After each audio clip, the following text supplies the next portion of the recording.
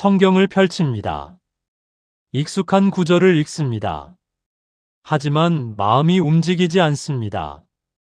예전에는 한 문장만 읽어도 힘이 되었습니다.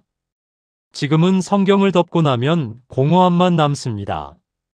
내가 뭘 잘못하고 있는 걸까? 이런 생각이 든 적 있으신가요? 말씀을 읽는데도 위로받지 못하는 자신을 보며 믿음이 약해진 건 아닌지 자책하게 됩니다. 많은 분들이 이 상태를 영적 침체라고 생각합니다. 신앙이 식어가는 증거라고 여깁니다. 하지만 성경은 전혀 다른 방향을 말합니다. 말씀이 위로가 되지 않는 것은 실패의 신호가 아닐 수 있습니다. 오히려 말씀을 읽는 방식이 전환되고 있다는 신호일 수 있습니다. 인생의 무게가 깊어질수록 성경은 다른 방식으로 우리에게 말을 걸기 시작합니다. 위로의 언어가 아니라 견딤의 언어로 말입니다. 이 차이를 구분하지 못하면 말씀을 더 붙들수록 오히려 신앙이 흔들릴 수 있습니다. 오늘 이 영상은 당신의 신앙을 점검하기 위한 것이 아닙니다. 지금 당신의 상태를 설명해 주기 위한 것입니다. 말씀이 더 이상 위로가 되지 않을 때 성경은 무엇을 말하고 있을까요? 지금부터 함께 살펴보겠습니다. 많은 분들이 이렇게 고백합니다. 성경을 읽는데 아무 감정도 일어나지 않아요. 말씀이 예전처럼 와닿지 않습니다. 이 고백 뒤에는 깊은 죄책감이 따라옵니다. 내가 하나님께 무관심해진 건 아닐까?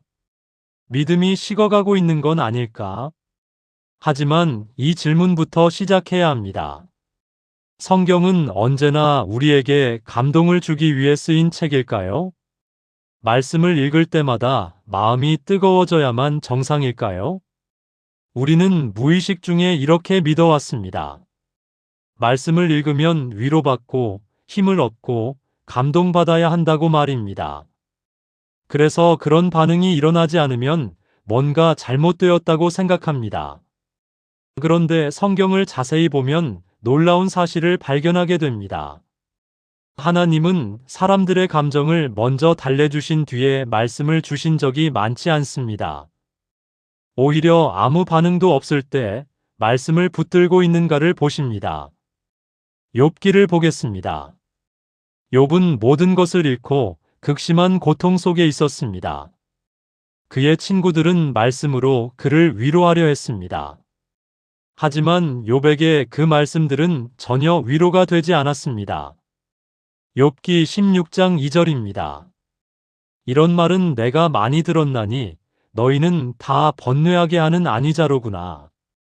욥은 친구들의 말을 번뇌하게 하는 위로라고 표현했습니다. 말씀이 오히려 고통을 더했다는 뜻입니다. 그렇다면 욥의 신앙은 잘못된 것이었을까요? 아닙니다. 욥기의 결론을 보면 하나님은 욥을 책망하지 않으셨습니다. 오히려 쉽게 위로를 제공한 친구들을 향해 말씀하셨습니다. 욥기 42장 7절입니다. 여호와께서 욥에게 이 말씀을 하신 후에 여호와께서 대만 사람 엘리바스에게 이르시되 내가 너와 내 두 친구에게 노하나니 이는 너희가 나를 가리켜 말한 것이 내 종 욥이 말같이 옳지 못함이라. 하나님은 말씀으로 쉽게 위로를 주려 한 사람들이 아니라 고통 속에서도 하나님께 정직하게 질문한 욥을 인정하셨습니다. 이것이 무엇을 말합니까?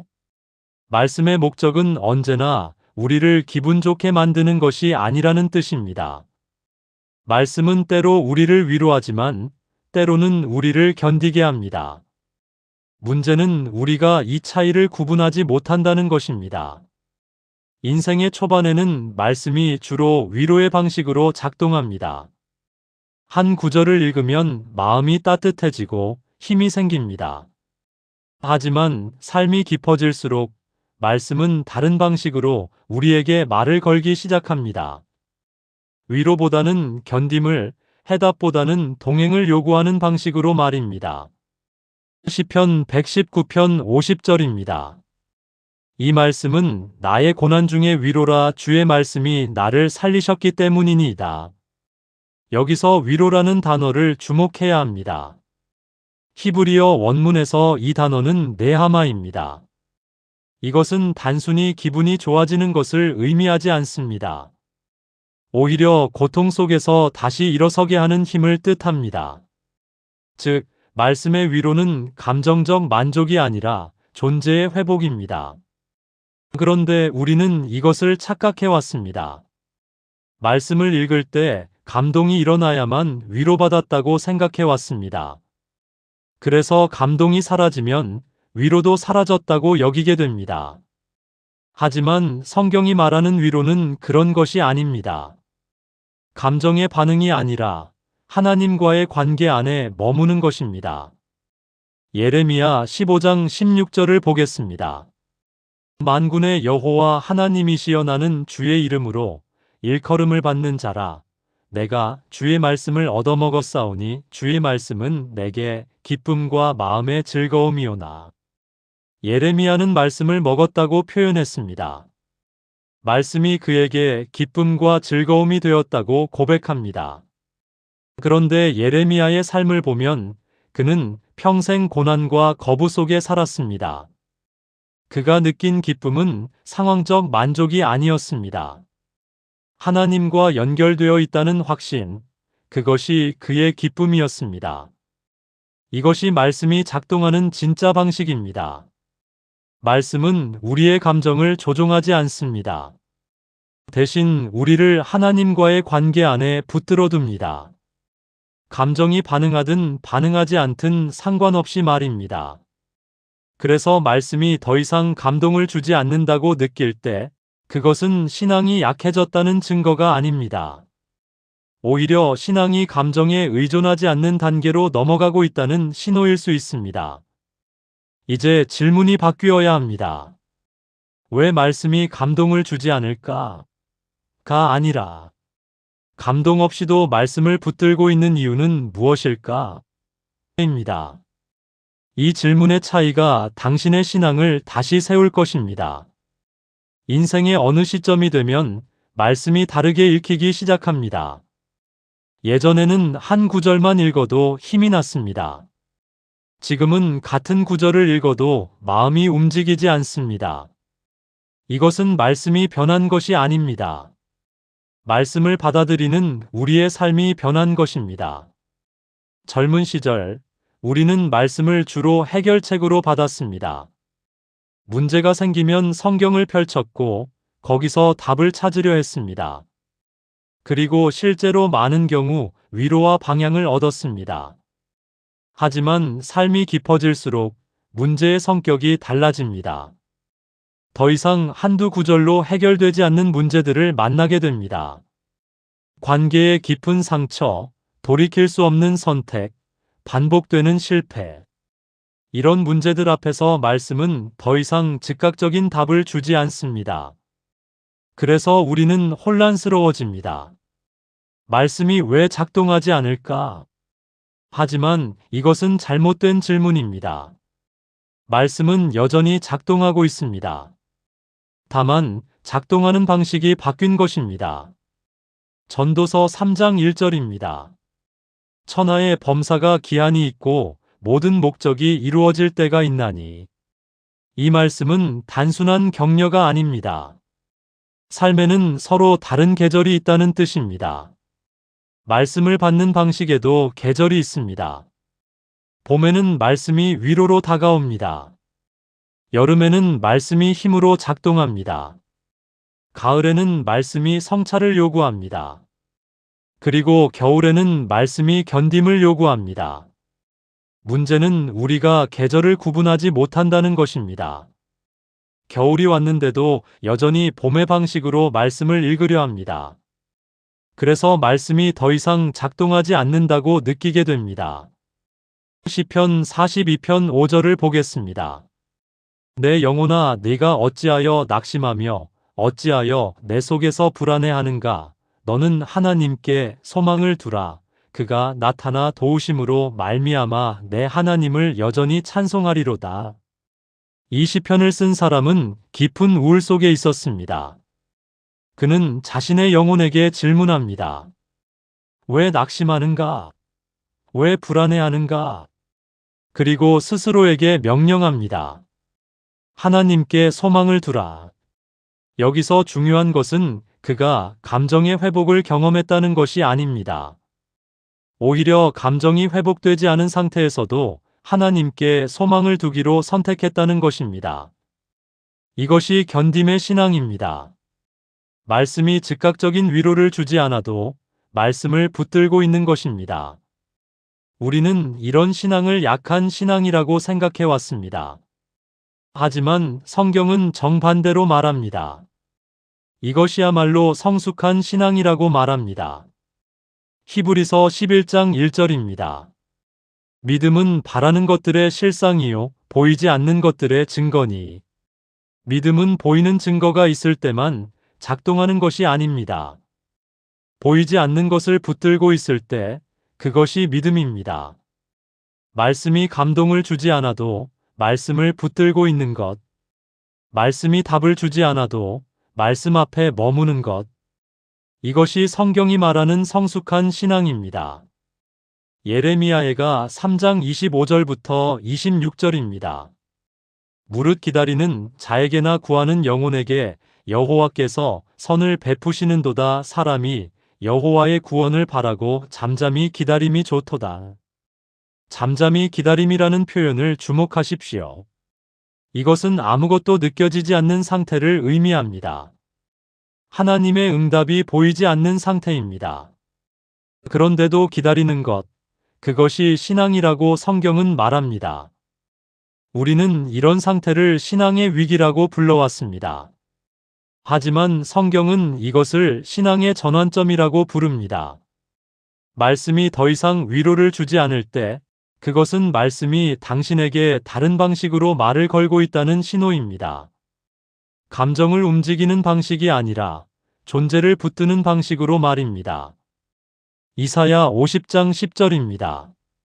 너희 중에 여호와를 경외하며 그의 종의 목소리를 청종하는 자가 누구냐? 흑암 중에 행하여 빛이 없는 자라도 여호와의 이름을 의뢰하며 자기 하나님께 의지할지어다. 흑암 중에 행하여 빛이 없는 자. 이것은 말씀을 읽어도 아무 감동이 없는 상태를 말합니다. 하나님의 응답이 보이지 않는 상태입니다. 그런데 성경은 이런 사람에게 무엇을 명령합니까?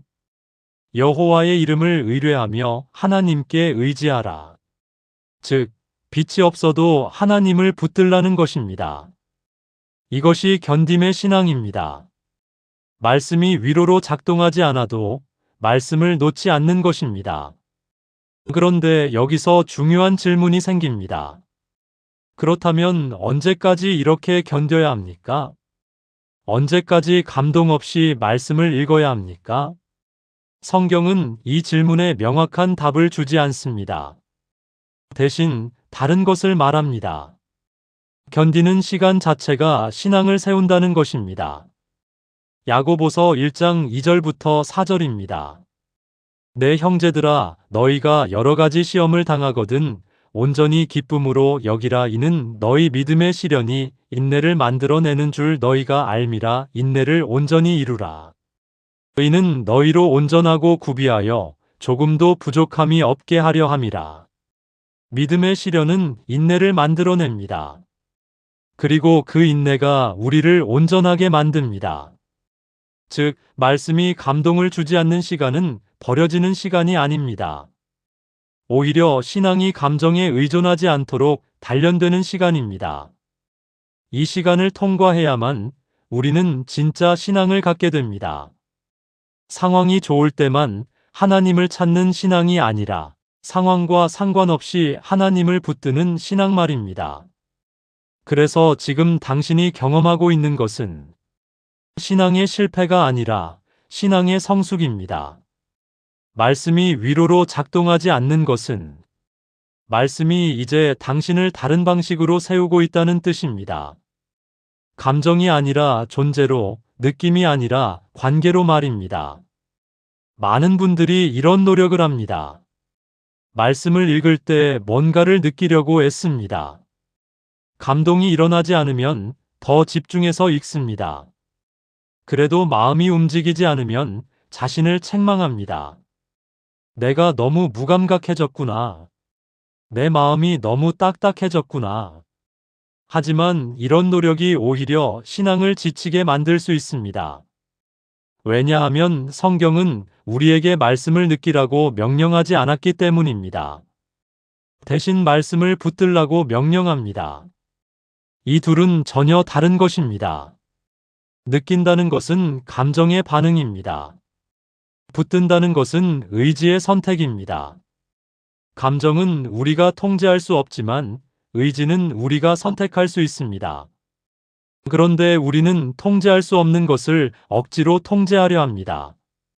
그래서 더 지치게 됩니다. 신명기 6장 6절을 보겠습니다. 오늘 내가 내게 명하는 이 말씀을 너는 마음에 새기고. 여기서 마음에 새기라는 표현을 주목하십시오. 히브리어 원문에서 이 표현은 레바브카입니다. 이것은 감정의 중심이 아니라 의지의 중심을 뜻합니다.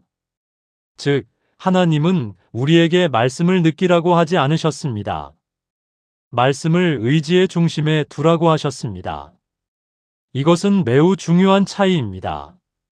의지의 중심에 둔다는 것은 느껴지든 느껴지지 않든 말씀을 선택한다는 뜻입니다. 감정이 따라오든 따라오지 않든 말씀을 기준으로 삼는다는 뜻입니다.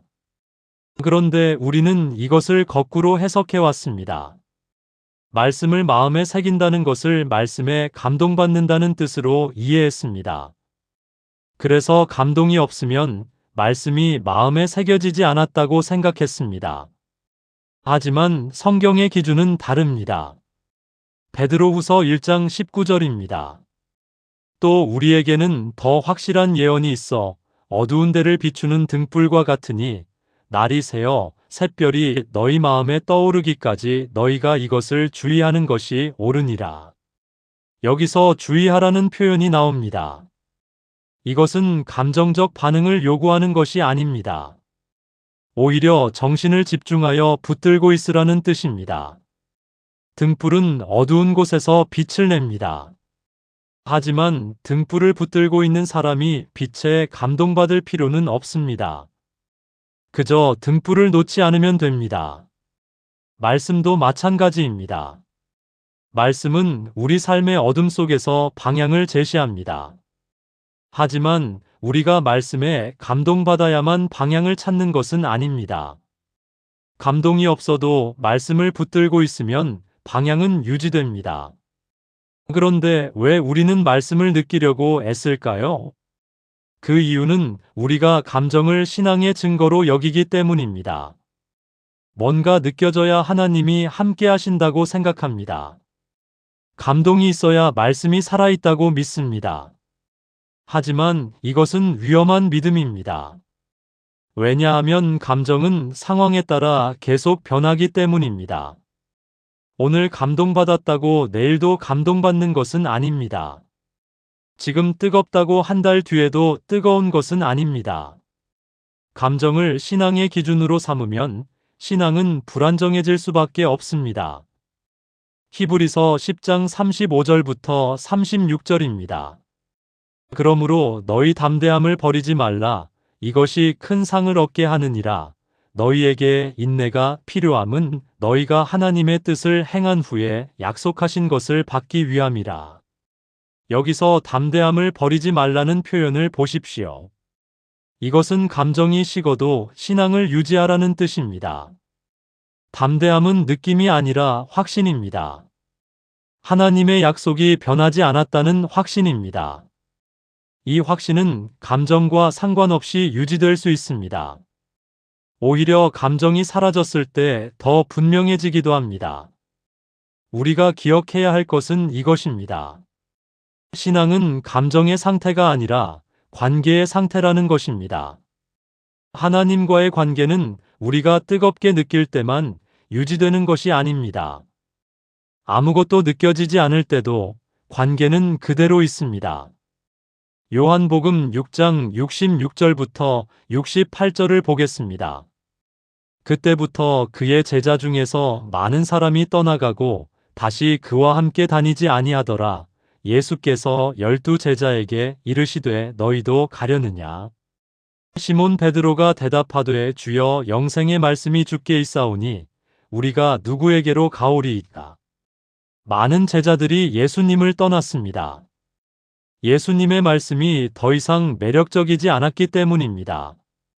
그들이 원하는 감동을 주지 못했기 때문입니다. 그때 예수님께서 12 제자에게 물으셨습니다.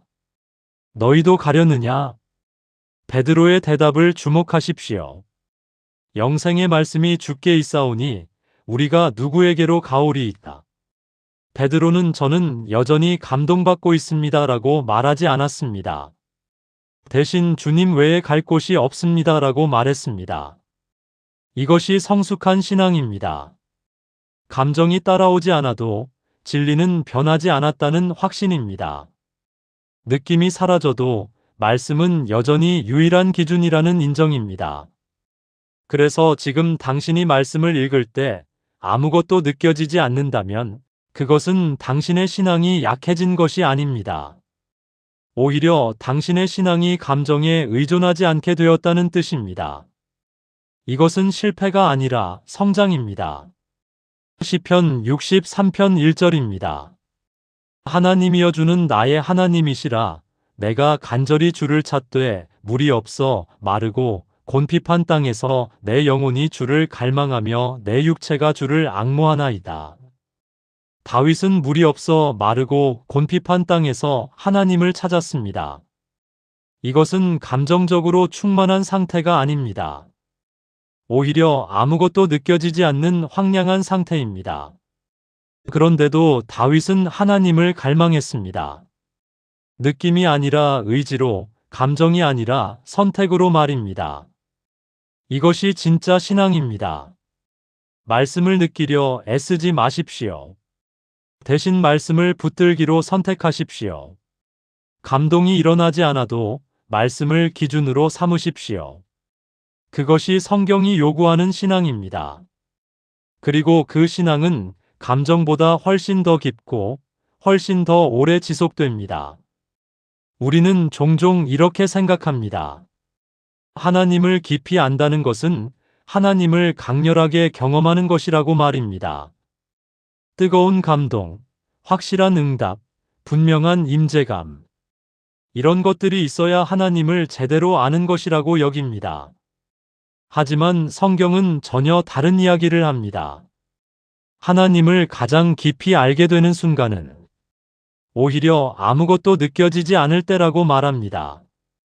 이것은 역설처럼 들립니다.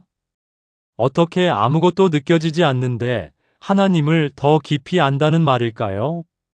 그 답은 알의 본질에 있습니다. 히브리어에서 안다는 단어는 야다입니다. 이 단어는 단순한 지식이 아니라 깊은 관계를 뜻합니다. 누군가를 안다는 것은 그 사람과 함께 시간을 보냈다는 뜻입니다. 좋을 때만이 아니라 힘들 때도, 기쁠 때만이 아니라 고통스러울 때도 말입니다. 하나님을 안다는 것도 마찬가지입니다. 하나님의 임재를 느낄 때만 함께하는 것이 아닙니다. 아무것도 느껴지지 않을 때도 하나님을 붙들고 있는 것, 그것이 진짜 알미입니다. 욥기 23장 8절부터 10절을 보겠습니다. 그런데 내가 앞으로 가도 그가 아니 계시고 뒤로 가도 보이지 아니하며 그가 왼쪽에서 일하시나 내가 만날 수 없고 그가 오른쪽으로 돌이키시나 내가 뵐 수 없구나. 그러나 내가 가는 길을 그가 아시나니 그가 나를 단련하신 후에는 내가 순금같이 되어 나오리라. 욥은 하나님을 찾았지만 만날 수 없었습니다. 앞으로 가도 뒤로 가도 왼쪽으로 가도 오른쪽으로 가도 하나님이 보이지 않았습니다. 이것은 감정적으로 매우 황량한 상태입니다. 하나님의 임재를 전혀 느낄 수 없는 상태입니다. 그런데 욥은 이렇게 고백합니다. 그러나 내가 가는 길을 그가 아시나니. 욥은 하나님을 느끼지 못했지만 하나님이 자신을 아신다는 것을 믿었습니다. 이것이 성숙한 신앙입니다. 하나님을 경험하지 못해도 하나님이 나를 아신다는 확신을 놓지 않는 것입니다. 그리고 욥은 한 걸음 더 나아갑니다. 그가 나를 단련하신 후에는 내가 순금같이 되어 나오리라. 욥은 지금의 황량함이 의미 없는 것이 아니라고 고백합니다. 오히려 이 시간이 자신을 단련하는 시간이라고 믿습니다. 이것은 매우 중요한 통찰입니다. 하나님을 느끼지 못하는 시간이 버려지는 시간이 아니라는 것입니다. 오히려 그 시간이 우리를 순금처럼 정죄하는 시간이라는 것입니다. 어떻게 그럴 수 있을까요? 감정이 사라지면 우리는 더 이상 감정에 의존할 수 없게 됩니다. 느낌이 없으면 우리는 더 이상 느낌을 신앙의 기준으로 삼을 수 없게 됩니다. 그때 비로소 우리는 하나님 자체를 붙들게 됩니다. 하나님이 주시는 것이 아니라 하나님 자신을 말입니다. 하박국 3장 17절부터 18절입니다. 비록 무화과나무가 무성하지 못하며 포도나무에 열매가 없으며 감람나무에 소출이 없으며 밭에 먹을 것이 없으며 우리의 양이 없으며 외양간에 소가 없을지라도 나는 여호와로 말미암아 즐거워하며 나의 구원의 하나님으로 말미암아 기뻐하리로다. 하박국은 모든 것이 사라진 상태를 묘사합니다. 무화과나무도 포도나무도 감람나무도 양도 소도 없습니다. 이것은 하나님이 주시는 복이 전혀 보이지 않는 상태입니다. 감정적으로도 물질적으로도 상황적으로도 아무것도 느껴지지 않는 상태입니다. 그런데 하박국은 이렇게 고백합니다. 나는 여호와로 말미암아 즐거워하며 나의 구원의 하나님으로 말미암아 기뻐하리로다. 하박국의 기쁨은 상황에서 온 것이 아닙니다. 하나님 자체에서 온 것입니다. 하나님이 주시는 것이 없어도 하나님은 여전히 하나님이십니다. 이것을 아는 것, 그것이 하나님을 깊이 아는 것입니다. 우리는 대부분 하나님이 주시는 것을 통해 하나님을 압니다. 위로를 받으면 하나님이 사랑하신다는 것을 압니다. 기도 응답을 받으면 하나님이 살아계신다는 것을 압니다. 하지만 이것은 아직 얕은 알미입니다. 하나님을 깊이 안다는 것은 하나님이 아무것도 주지 않으셔도 하나님을 신뢰하는 것입니다. 아무것도 느껴지지 않아도 하나님은 변하지 않으셨다는 것을 아는 것입니다. 로마서 8장 38절부터 39절입니다. 내가 확신하노니 사망이나 생명이나 천사들이나 권세자들이나 현재일이나 장래일이나 능력이나 높음이나 깊음이나 다른 어떤 피조물이라도 우리를 우리 주 그리스도 예수 안에 있는 하나님의 사랑에서 끊을 수 없으리라. 바울은 확신한다고 말합니다. 이 확신은 느낌에서 온 것이 아닙니다. 오히려 느낌이 사라져도 변하지 않는 진리에 대한 확신입니다. 사망이 와도 생명이 와도 현재 일이 와도 장래 일이 와도 어떤 상황이 와도 하나님의 사랑은 변하지 않는다는 확신입니다. 이 확신은 감정이 뜨거울 때 생기는 것이 아닙니다. 오히려 감정이 사라진 뒤에도 남아있는 것, 그것이 진짜 확신입니다. 그래서 지금 당신이 말씀을 읽어도 아무것도 느껴지지 않는다면 그것은 하나님을 덜 아는 상태가 아닙니다. 오히려 하나님을 더 깊이 알 수 있는 기회입니다. 하나님이 주시는 것이 아니라 하나님 자체를 알 수 있는 기회입니다. 시편 46편 10절입니다. 이르시기를 너희는 가만히 있어 내가 하나님됨을 알지어다. 내가 문나라 중에서 높임을 받으리라. 내가 세계 중에서 높임을 받으리라 하시도다. 가만히 있어라는 표현을 주목하십시오. 히브리어 원문에서 이것은 라파입니다. 이것은 긴장을 풀다, 손을 놓다는 뜻입니다. 즉, 뭔가를 억지로 느끼려 애쓰지 말라는 것입니다. 뭔가를 억지로 만들어내려 하지 말라는 것입니다. 대신 가만히 있으라는 것입니다. 그때 내가 하나님 됨을 알지어다라고 말씀하십니다. 가만히 있을 때 우리는 하나님을 압니다. 뭔가를 느끼려 애쓸 때가 아니라 그냥 하나님 앞에 있을 때 말입니다. 이것이 감정 없는 신앙의 깊이입니다. 아무것도 느껴지지 않아도 하나님은 여전히 하나님이십니다. 아무것도 경험하지 못해도 하나님은 여전히 신실하십니다. 이것을 아는 것, 그것이 하나님을 깊이 아는 것입니다. 그리고 이 알은 평생 우리를 붙들어 줄 것입니다. 감정이 오락가락해도, 상황이 변해도 이 알은 변하지 않기 때문입니다. 오늘 우리는 함께 살펴보았습니다. 말씀이 더 이상 위로가 되지 않을 때 무슨 일이 일어나고 있는지를 말입니다. 이것은 신앙의 실패가 아닙니다. 오히려 신앙의 전환점입니다. 말씀을 읽는 방식이 바뀌고 있다는 신호입니다. 위로의 언어에서 견딤의 언어로, 감정의 신앙에서 의지의 신앙으로 말입니다. 우리는 오랫동안 이렇게 믿어왔습니다. 말씀을 읽으면 감동받아야 하고 뭔가를 느껴야 한다고 말입니다. 하지만 성경은 그렇게 말하지 않습니다. 성경은 우리에게 말씀을 느끼라고 하지 않습니다. 대신 말씀을 붙들라고 합니다. 느낌이 있든 없든, 감동이 있든 없든 말씀을 놓지 말라고 합니다. 왜냐하면 말씀의 능력은 우리의 감정에 달려있지 않기 때문입니다. 말씀의 능력은 하나님의 신실하심에 달려 있습니다. 이사야 55장 10절부터 11절입니다. 이는 비와 눈이 하늘로부터 내려서 그리로 되돌아가지 아니하고 토지를 적셔서 소출이 나게 하며 싹이 나게 하여 뿌리는 자에게 종자를 주며 먹는 자에게 양식을 줌과 같이 내 입에서 나가는 말도 이와 같이 헛되이 내게로 되돌아오지 아니하고 나의 기뻐하는 뜻을 이루며 내가 보낸 일에 형통함이니라. 하나님의 말씀은 헛되이 돌아오지 않습니다. 우리가 감동받든 안 받든 말씀은 자기 일을 합니다. 우리가 느끼든 못 느끼든 말씀은 우리를 변화시킵니다. 단지 우리가 기대하는 방식이 아닐 뿐입니다. 우리는 즉각적인 위로를 기대합니다. 하지만 말씀은 때로 천천히, 조용히, 보이지 않게 일합니다. 씨앗이 땅 속에서 자라듯이 말입니다.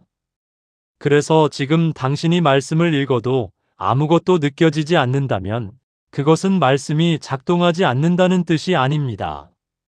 오히려 말씀이 당신 안에서 더 깊은 방식으로 일하고 있다는 뜻입니다. 당신의 감정이 아니라 당신의 존재를 변화시키는 방식으로 말입니다. 시편 1편 3절입니다. 그는 시냇가에 심은 나무가 철을 따라 열매를 맺으며 그 잎사귀가 마르지 아니함 같으니 그가 하는 모든 일이 다 형통하리로다. 시냇가에 심은 나무는 매일 열매를 맺지 않습니다. 때로는 아무 변화도 보이지 않습니다. 하지만 나무는 계속 자랍니다. 뿌리가 물을 향해 깊이 내려가고 있기 때문입니다. 말씀도 마찬가지입니다. 우리가 감동을 느끼지 못해도 말씀은 우리 안에서 뿌리를 내리고 있습니다. 우리가 변화를 보지 못해도 말씀은 우리를 세우고 있습니다. 그리고 때가 되면 열매를 맺게 될 것입니다. 우리가 기대한 방식이 아닐 수도 있지만 하나님의 방식으로 말입니다. 히브리서 4장 12절입니다. 하나님의 말씀은 살아있고 활력이 있어 좌우의 날선 어떤 검보다도 예리하여 혼과 영과 및 관절과 골수를 찔러 쪼개기까지 하며 또 마음의 생각과 뜻을 판단하나니 말씀은 살아있습니다. 우리가 느끼든 못 느끼든 말씀은 살아서 역사합니다. 우리의 가장 깊은 곳까지 들어가 일합니다. 우리가 의식하지 못하는 곳에서도 말입니다. 그래서 우리는 이제 이렇게 고백할 수 있습니다. 말씀이 감동을 주지 않아도 나는 말씀을 붙듭니다. 말씀이 위로를 주지 않아도 나는 말씀을 신뢰합니다. 왜냐하면 말씀의 능력은 나의 감정이 아니라 하나님의 신실하심에 달려있기 때문입니다. 이것이 성숙한 신앙입니다. 감정이 아니라 확신으로, 느낌이 아니라 선택으로 하나님을 붙드는 것입니다. 그리고 이 신앙은 어떤 감정보다 강합니다. 어떤 느낌보다 오래 지속됩니다. 왜냐하면 이 신앙은 변하는 우리의 상태가 아니라 변하지 않는 하나님의 본성에 기초하고 있기 때문입니다. 말라기 3장 6절입니다. 나 여호와는 변하지 아니하나니 그러므로 야곱의 자손들아 너희가 소멸되지 아니하느니라. 하나님은 변하지 않으십니다. 우리의 감정이 변해도 우리의 느낌이 변해도 하나님은 그대로이십니다. 그래서 우리는 안전합니다. 우리의 신앙이 감정에 달려있지 않기 때문입니다. 우리의 신앙이 변하지 않는 하나님께 달려있기 때문입니다. 오늘 이 영상을 보신 당신에게 말씀드립니다. 당신은 실패하지 않았습니다. 당신의 신앙은 약해지지 않았습니다. 오히려 당신의 신앙은 지금 더 깊은 곳으로 가고 있습니다. 감정의 표면이 아니라 진리의 깊이로 말입니다. 그러니 자책하지 마십시오. 억지로 뭔가를 느끼려 애쓰지 마십시오. 대신 가만히 하나님 앞에 있으십시오. 그리고 말씀을 붙드십시오. 느낌이 없어도 감동이 없어도 말입니다. 그것이 지금 하나님이 당신에게 요구하시는 신앙입니다. 그리고 그 신앙이 당신을 끝까지 붙들어 줄 것입니다. 이 영상이 당신에게 도움이 되었다면 그것은 당신이 지금 경험하고 있는 것을 처음으로 설명받았기 때문일 것입니다. 성경을 읽어도 아무것도 느껴지지 않는 나. 이 상태를 이해받은 것은 처음이셨을 겁니다. 노아 채널은 당신의 신앙을 점검하지 않습니다. 대신 당신의 신앙을 설명해 드립니다. 지금 당신이 겪고 있는 것이 무엇인지 성경적으로 어떻게 이해해야 하는지 말입니다. 우리는 당신의 신앙을 뜨겁게 만드는 법을 가르치지 않습니다. 대신 이미 변해버린 신앙의 국면을 함께 해석합니다. 그리고 그 해석을 통해 당신이 자책에서 벗어나도록 돕습니다. 앞으로도 이런 내용을 계속 다룰 예정입니다. 말씀을 붙들고 있는데도 인생이 전혀 달라지지 않을 때 성경은 그 시간을 어떻게 정의하는가? 중년 이후 기도가 더 이상 응답받지 못한다고 느껴질 때 하나님은 무엇을 하고 계신가? 신앙의 열정이 사라진 뒤에도 교회를 계속 나가야 하는 이유. 이런 주제들을 성경적 관점에서 차근차근 풀어갈 것입니다. 당신을 정죄하지 않는 방식으로 말입니다. 만약 이 영상이 당신에게 위로가 되었다면 구독 버튼을 눌러주세요. 앞으로도 당신의 신앙을 이해해주는 콘텐츠를 계속 받아보실 수 있습니다. 그리고 댓글로 솔직하게 나눠주세요. 요즘 성경을 읽을 때 어떤 마음이 가장 먼저 올라오시나요? 위로 없음, 의무감, 공허함, 혹은 이상한 거리감. 어떤 것이든 괜찮습니다. 이 채널은 그 상태를 고치기보다 설명해주는 채널이고 싶습니다. 여러분의 댓글 하나하나가 같은 고민을 하는 다른 분들에게 큰 위로가 될 것입니다.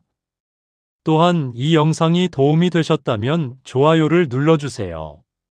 더 많은 분들이 이 메시지를 들을 수 있도록 도와주시는 것입니다.